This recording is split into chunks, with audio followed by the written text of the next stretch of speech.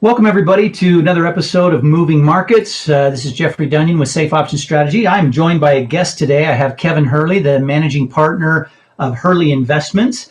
He's going to be with me today on the program. Kevin and I have worked a lot together over the years.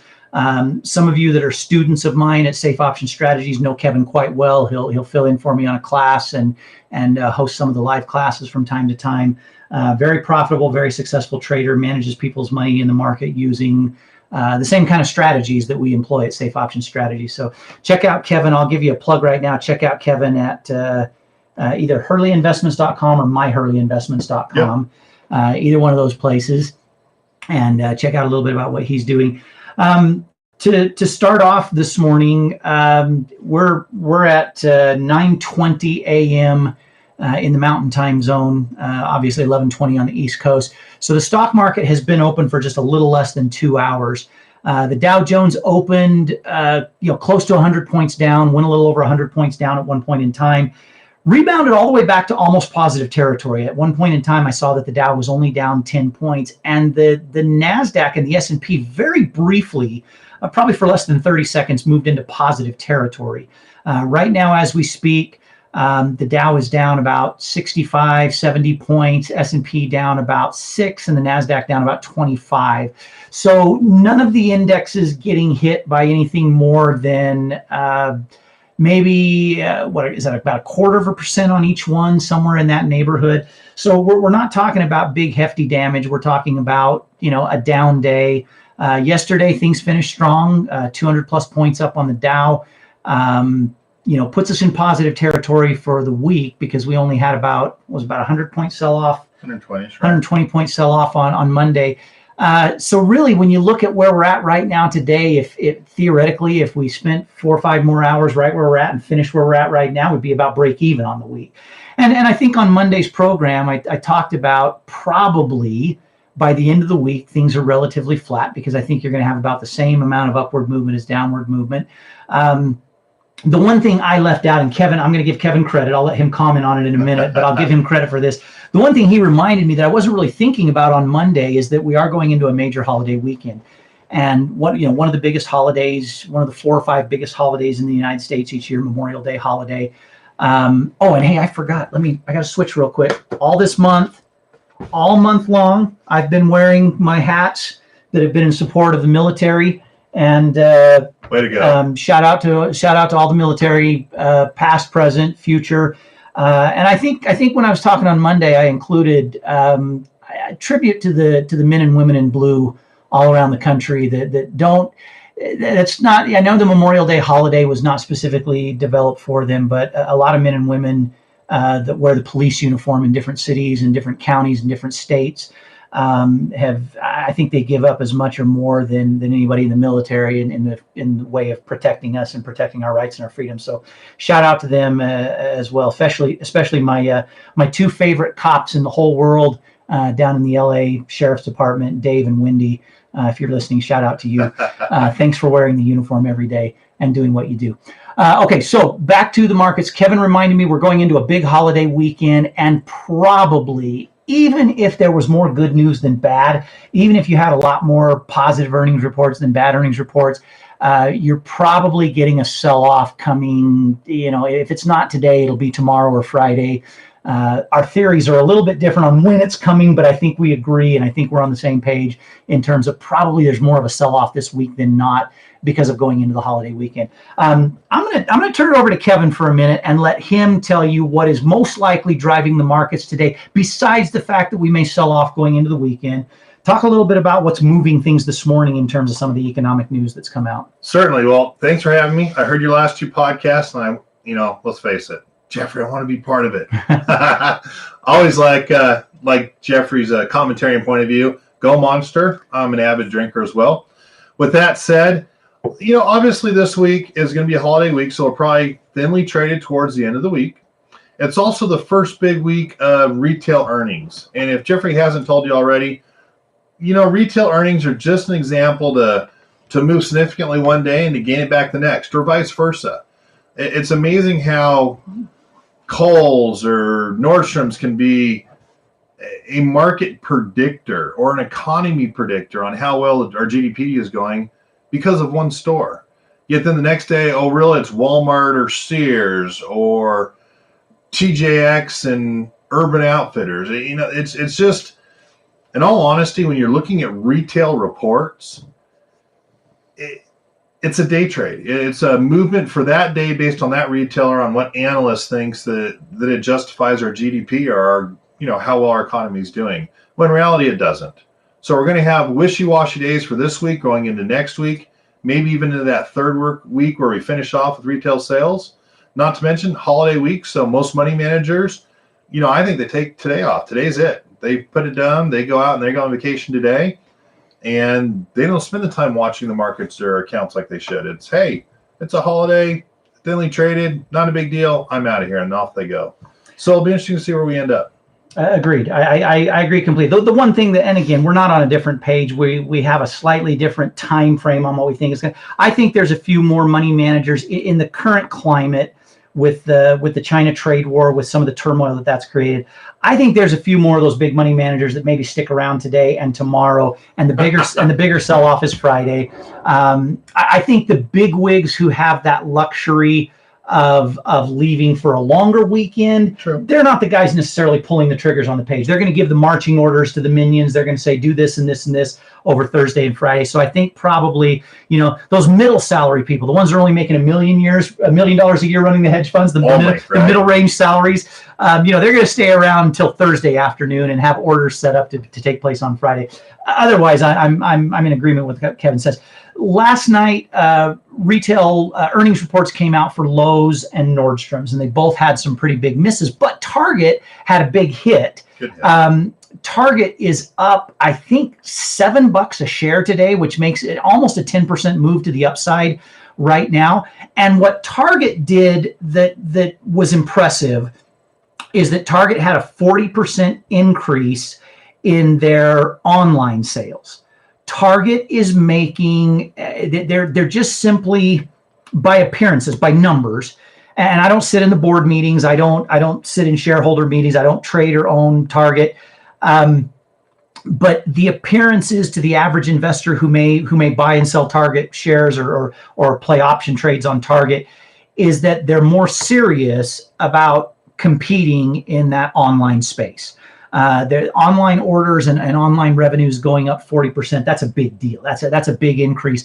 And that says that they want to be a serious competitor with Amazon. When a company like Nordstrom's is not doing the same thing, when a company like Walmart comes up short in the growth of their online sales, you scratch your head a little bit and you wonder, are they not taking it serious, or are they trying too hard to build out infrastructure ahead of actually making it possible for people to order more stuff online?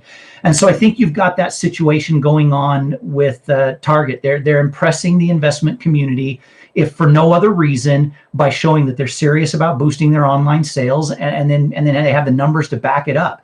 That's 40% is not. That's not something to balk at. And so I think they're deserving of being up 10% or close to 10% in trading today. And I think probably Target is helping. They're not one of these companies that by themselves can move the market in one direction or the other. They're certainly not a Boeing, an Amazon, a Google, an Apple. They're not a company. I should throw Caterpillar in there. They're not going to move the markets by themselves. But I think were it not for Target and for a little bit of a silver lining in the retail sales stuff there, you'd probably have a bigger sell-off than what you're having. It's good to see a company doing well like that. I had some political angst with Target when they said that anybody who wanted to pretend to be a woman that day or pretend to be a different sex that day could go into whatever bathroom they wanted to. The fact that I've taken young kids into Target when my kids were younger, I've gone in shopping to Target and walked to the door of a bathroom with a daughter and let her go from there when she was 10, 11, 12 years old. If I had seen a man walk in following her because that day he pretended he wanted to be a woman, I would have drop kicked the son of a bee right there on the spot and faced the consequences. They would have carried me out in handcuffs, but that SOB would have gone out on a stretcher, I guarantee. Way to go, brother. I was really pissed off, and I personally, I don't ever call for a boycott of retail places, even when I don't like the politics of it. But I personally boycotted Target for a couple of years. But kudos to Target from a business model, from a business perspective. Kudos to Target for what they did. So I'll make a comment there. Go ahead. Obviously, I think the perception is the new generation of millennials, I don't want to say lazy, but are looking for an easier way to do things, like have Amazon send it to their home, have Target send it to their home now. Obviously, if their e-commerce grows by 42 or 43%, it shows that they're going to target this new generation that's moving into the market or moving into the middle class and will be buying their products for years to come. As you see these retailers focus now on e-commerce, it's just showing that, hey, they're on top of where the trends look like they're going. I'll be honest with you, I buy garbage off of Amazon all the time, whether I need it or not. It's convenient, it's easy, it's fun. Honey, I don't know where that fishing gear came from. Wow. It just showed up at the door. Way to go. No, I didn't go to the store. It just showed up at the door. Thank you, honey, for some new golf balls. I appreciate it. You know, I love it. It's fun to do. It's like getting Christmas presents every day. And it is easy. So to see Target going that way, pretty impressive. I just think it shows that they're following the trend in the future and in future growth. Yeah. Let me add something to that. My wife and I were actually having a conversation as we're getting things going this morning. Getting my son ready to go out the door to school, getting some breakfast, packing a lunch, and so forth. We were having a conversation about this because I've usually got my iPad sitting on the kitchen counter and I'm listening to what's going on in the morning news, pre-market open. I'm paying attention to what's going on. And the information about Target came out, and my wife asked me a couple of questions about it. And she made a comment, and her comment was along the lines of yours. You know, you some of it might be laziness, and people don't want to go out and do as much. I pushed back a little bit, not because the upcoming generation may not be a little bit lazy, but think about it. Our parents thought we were lazy. Our grandparents thought they were lazy. True. Their parents thought they were lazy. Every generation thinks the next generation is a bunch of lazy, spoiled people, right? That hasn't changed and is probably not likely to change for a long time. I would make a case for the fact that what is going on with the online revolution, with the ability to order something from Amazon today, have it delivered at your door tomorrow. Kohl's is trying really hard. Part of the conversation I had with my wife is that, Kohl's has announced, this was a few months back, all of their retail stores, they're going to turn into half warehouse, half retail. And they're going to give people the ability to order something online and go pick it up same day at that store or have it delivered to their home next day. And on a kind of a different type of a scale, they're going to try and do what Amazon is doing, have warehouses located conveniently everywhere, so you're never more than a day away from having a product delivered. Okay. It's going to keep Kohl's relevant when a lot of retailers are becoming less relevant. I don't look at that as laziness as much as I look at that as a way for people to be more productive.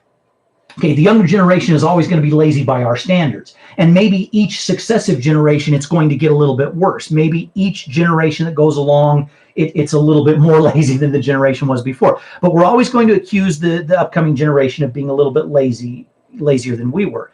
But the productivity, Kevin is with me at my home office today. I'm able to work from home because of these kind of advances. There are things we're able to do, and we're able to accomplish more with the time that we have when we don't have to make a trip to a store somewhere for something that we ran out of that Amazon can have on our doorstep the next day. Okay, I'm going to interrupt you. So our generation will be more productive. Our kids' generation will play more video games and be on their iPhone texting more and Facebooking more and Instagramming more. I don't see them as being more productive for their time. I see them as now having more time to do superfluous, useless garbage. Speaking of my own family. Okay, so throwing them underneath the bus right now. They just got ran over twice. That's what my kids do. It's not, I can do quicker chores or I can get more homework done. It's, I saved 20 minutes to get on Battle Royale on Rainbow Six. Yeah. Okay, but again, every generation thinks the upcoming generation is more lazy than they were and is lazy by comparison, and I don't think that's ever going to change. I think that's a natural evolution that we go through from from infant to childhood to adolescence to adulthood. I think that changes over time. But I use technological advances. You know what? Don't blame the laziness on the advances technologically. Our parents had to go push a lawnmower. We ride ours.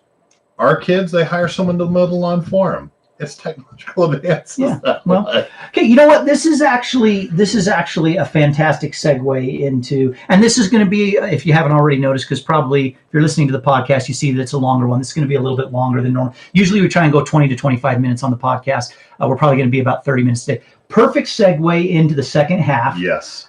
Which is continuing our 5-part series this week on the lies of socialism. Reason why I'm here is because I heard his other podcasts. Kevin wanted to be a part of this big time because I know he thinks much the same way. So real quickly, a review. Yesterday, get my notes and make sure I give you the correct order. So all of this stemmed from the town hall that Fox Business News did and that Charles Payne did last week, Thursday night, on capitalism versus socialism. And I was really outraged. I was really upset about some of the blatant, bold-faced lies that were stated on that program by a couple of the proponents of socialism. And so I went on a little bit of a rant on the podcast on Friday, and then I decided instead of just going on a rant, let's do something more organized. And I, over the weekend, I thought a lot about it, and I came up with there's one big, huge lie about socialism that we're going to get to on Friday, and we're saving that for Friday. And I'm not even going to tease it until tomorrow afternoon or tomorrow when we do the podcast.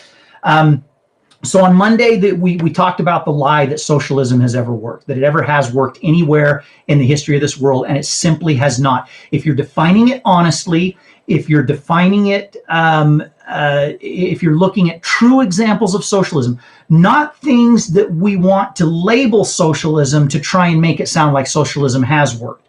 But if we're actually looking at cases where socialism has been applied in a government and an economy, you cannot find evidence one single solitary time anywhere that socialism has worked. And you have to be able to compartmentalize and differentiate between socialism and a social program. Okay. There are some evidences, limited, of some social programs being a benefit. Right. Okay. So that led us to the second lie. That was the segue into the second lie. You have to buy into the lie that government has the ability to do anything more efficiently than the private sector can do it. It's simply there's no evidence that it has ever happened anywhere in the world, and there's no evidence that it ever will happen. And I'm not going to dedicate a show to this. I'm not going to do an entire podcast on this. We could devote several podcasts. If a lot of people would say, well, what about the military? And I would make the case that if our military were run like a corporation, if the head of the United States Army, if the head of the Navy right now, if they were CEOs of company and their immediate underlings, if their generals and admirals immediately under them were the board of directors, right, and the government was out of the picture. Let the government do one thing. Let them give them a budget and say, here's your budget. Here's what we will pay you for the services you're going to provide. You could probably cut it in half of what we're spending right now, and they would run it more efficiently if they ran it as a for-profit company. So I could make that case, but I don't think that. I think you could also make an argument that the government actually needs to run the military, and so they just need to try and figure out a way to do it more efficiently. Right. So lie number 2. You have to buy into the lie that the government has the ability on any level to run something more efficiently than the private sector can run it. Okay, that brings us to today. Lie number 3. And Kevin had a chance to do a little homework. He showed me what he was going to go over. He came up with some fantastic stuff. You have to buy into the lie. And this is one of the lies that upsets me more than the others. When I hear people talk about this, it really pisses me off. And that is when they lie to you about capitalism not working and about capitalism being an ineffective system of markets and governments. That is one of the biggest lines of BS that exists in this world today when you start saying that capitalism doesn't work. Now, let me be really careful here. I'm not suggesting that every single aspect of capitalism is perfect. And there are people who will try and take advantage unfairly of capitalism. And I don't even believe that capitalism should be without some limited government regulation and some limited oversight. Okay. I think we're way overboard. I think if you can find some places, I mentioned in yesterday's podcast, I don't know if you remember this part of it, Kevin. I mentioned in yesterday's podcast, or maybe it was Monday's, that in places like Sweden and Norway and Denmark and Switzerland, where they want to lie to you about those being socialist countries. Right. The reality is the only reason some of their social programs have been met with some limited success is because they are free market capitalist countries with less business regulations than we have here. Okay. In fact, can I make a comment? I think people need to be incentivized to get gain, to grow, to push themselves, to make more money.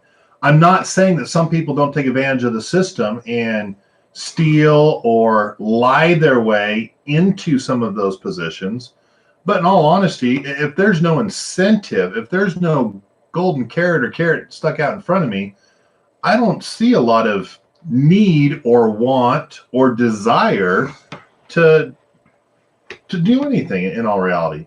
I think being a business owner, it's taught me how hard it is to make it honestly and ethically, to create a business and to employ people. But I definitely love the benefits, and the benefits definitely outweigh the rough times or the rough years that I went through. It's unbelievable to think that socialism will work on any broad spectrum and that we're all just for the good of the world.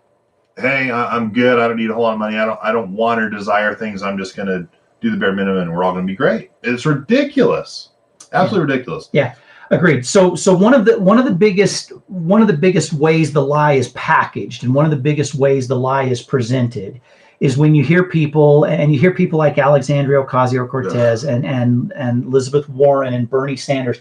These are a handful of the morons and the idiots who like to perpetrate this lie. And one of their favorite ways to package it is to say the rich get richer and the poor get poorer, or that it only benefits a few people at the top. And what a load of crap that is. What an absolute, and listen, to believe the biggest lie of all about socialism, which I'm still going to wait and get to on Friday, but to believe the biggest lie, at somewhere along the line, you have to buy into the lie that capitalism doesn't work, and that capitalism really is only for the rich at the top getting richer and for the poor getting poorer.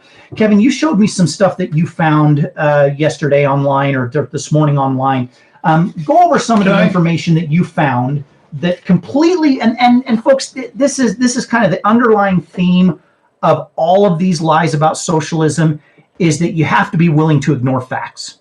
What we're doing this week is presenting you with facts about capitalism and socialism, and you have to ignore facts if you're going to buy into and believe the lie. So, Kevin, share some of what you showed me today. Give me 2 minutes because I want to hear some of yours. Take three or four if you want. So here we go. This is from an Investor Business Daily that comes from the liberal-leaning Brookings Institute, their think tank. And if you ever study some of their stuff, you're just going, oh, really? Saying liberal leaning is kind of a generous way to not say that this is a flat out liberal organization. The Brookings Institute is a little more than liberal leaning, but let's give them the benefit of the doubt. Go ahead.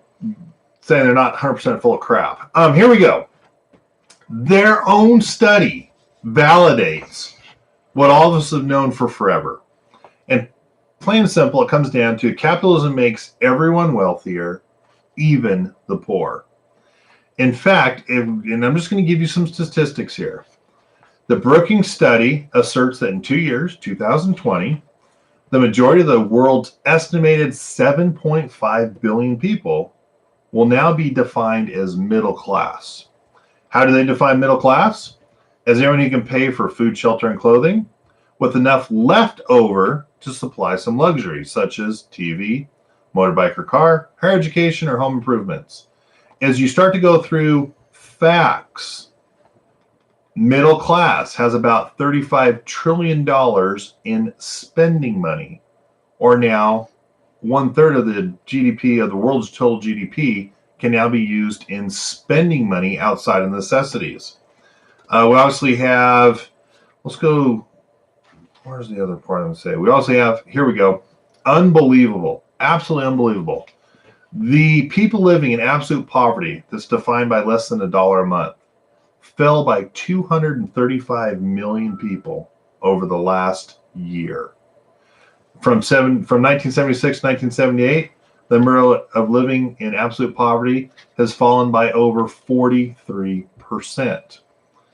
What else do we have here? I keep saying because I've got so much here. What was the other one that was the big one, though? Oh, the percentage change. So this goes on to 2 pages.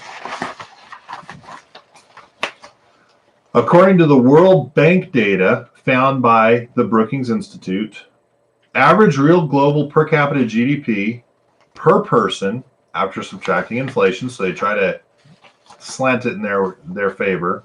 1990 was $5,446. In 2016, that surged to $16,233. The per capita per person tripled in as little as a 20-year period of time. These are the facts. And the facts are stating right now, plain and simple, capitalism is incentivizing people. It does make the wealthier more wealthy, but it also has pulled out the lowest level of poverty, has pulled them out by 235 million people are now out of that level, and our per capita from 5,400 up to 16,000. Absolutely unbelievable. Facts that are indisputable, that obviously our world, in my opinion, not that money is the end all be all, but I do know if you have more money, the worry about feeding your family is taken off the table. The worry of how you're going to make it day to day is taken off the table. The opportunity to have better products such as clean water, medical, health, hygiene, all those are greatly increased in the individual's favor with a little bit of money to be able to do those type of things. Jeffrey, share what you have with us as well. If you, before I go into some more statistics, here's the thing. When you're Bernie Sanders of the world, when you're Elizabeth Warrens of the world, when you're Alexandria Ocasio-Cortez's of the world, when they talk about the rich getting richer at the expense of the poor, on this town hall, I can't remember the lady's name, and she's too stupid to even give her credit by mentioning her name. But the little troll that sat there and advocated for socialism through the entire town hall, she wanted to keep pointing to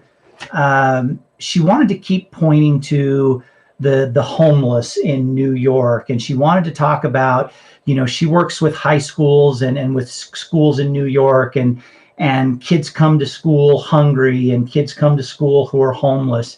And I, let me tell you a couple of things that are just indisputable. If it were not for the wealth of this country and for capitalism that's created that wealth, those numbers, and I believe her numbers are way off. I believe they're exaggerated, and I believe she's completely full of crap. They're made up. But let's pretend for a minute that her numbers are even close to accurate. Those numbers would be 10 times worse if it weren't for capitalism, if it weren't for the wealth of this nation and the generosity of people. Guess what, folks? If you need to have more money to lift these people out of poverty, someone's got to be making that money. Someone's got to create jobs. Someone's got to invent products. Someone's got to come up with new technology. And the incentive to do that dies without a capitalist society. What's the last innovation that came out of Venezuela? What's the last you don't have to answer because it's nothing. What's the last groundbreaking innovation that's come out of Cuba? When's the last time the Soviet Union has broken ground on some new innovation that has not been specifically for military or war, because people have been threatened to disappear or have their families disappear if they don't create a better weapon? There is no incentive for real technological advance, improvement in stuff without it. Let me share some other statistics with you, and then we'll wrap this up. The number of people, and this comes from,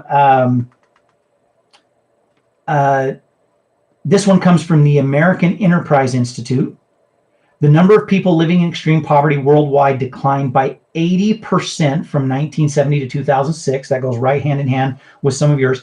From Oxford University. Since the onset of industrialization, and as a consequence of this economic growth, the share of people living in poverty started decreasing and kept on falling ever since. Poverty worldwide included 94% of the world's population in 1820. In 2011, it was only 17%. Tell me capitalism Wow. isn't working. I'm going to skip a couple of these. I'm going to go to this. The world is 120 times better off today than in 1800 as a result of capitalism. This comes from the Foundation for Economic Education, not known to be a strong conservative or Republican organization, and from the World Health Organization. No one is going to argue that the World Health Organization is anything other than a liberal organization. Mortality rates for children under the age of 5 declined by 49% in the last 23 years, from 1990 to 2013. Now, this study is about 6 years old. So they're going to talk about increases in health. Let me finish this one part. Go ahead. Sorry. The decline turned faster than ever. Capitalism results in lower child mortality rates by producing better access to medicine and standards of living. There you go. In sum, the wealth and innovation spurred by capitalism is more to help the poor than any government program ever could. Folks, you have to, okay, we're at 30 minutes right now. We're going to wrap things up for today. One of the lies you have to buy into, if you're going to buy into the big lie about capitalism, one of the lies you have to buy into, or if you're going to buy into the lies of socialism, sorry, I said that wrong. If you're going to buy into the lies of socialism and the big lie of socialism, you have to buy into the notion that capitalism doesn't work. It's simply, there are no statistics and no facts that exist anywhere that say that could definitively show that capitalism doesn't work. Do people get richer because of capitalism? Yes. Are millionaires made because of capitalism? Yes. Can everybody in the world be a millionaire? Probably not. Not everyone is going to put in the work. Not everyone is going to have the dedication. Not everyone is going to have the innovation. But those people who do create jobs, and it lifts everybody when there are more jobs. Okay, we're going to wrap up right there. Tomorrow, let me give you the teaser for tomorrow. We're going to talk about the fourth lie that you have to buy into to believe the big lie about socialism, and that is that socialism in any way, shape, or form is affordable. You're going to have to buy into the costs associated with socialism. I loved on that town hall this same little idiot, snot-nosed little 20-something-year-old young woman who has no life experience beyond her hardcore liberal socialist values. She basically said, when asked about how do you afford to pay for it, she diverted every time. She couldn't answer the question, so every single time she diverted, and the canned answer is, we can't afford to not do it. What a load of crap. Tomorrow, in tomorrow's segment, after we talk about whatever the direction the markets are moving, when we talk about it tomorrow, we're going to talk specifically about the costs of socialism and how you have to buy into the lie that it's affordable to do it. That's going to wrap up the program. Kevin, thank you for joining me today. We'll have you back again sometime, maybe sometime soon. Friday. And for everybody else, have a great day. Bye-bye.